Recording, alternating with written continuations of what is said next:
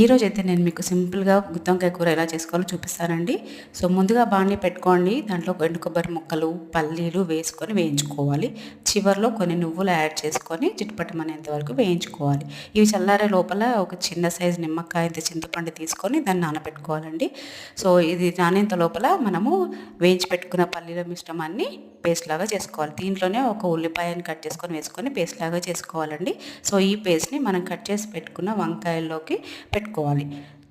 ఈ వంకాయల్ని ఒక బాండీలో నూనె వేసుకొని వేయించుకోవాలండి. అవి వేగిన తర్వాత తీసి పక్కన పెట్టుకోవాలి. అదే గిన్నెలో ఉల్లిపాయలు వేసి తాలింపు వేసుకోవాలండి. అదే తాలింపులో మనం ఇదివరకు చేసి పెట్టుకున్న మిగిలిన పేస్ట్ అంతా వేసుకొని వేయించుకోవాలి. ఈ పేస్ట్లోనే వంకాయలు వేసుకొని కొద్దిసేపు వేగనివ్వాలి.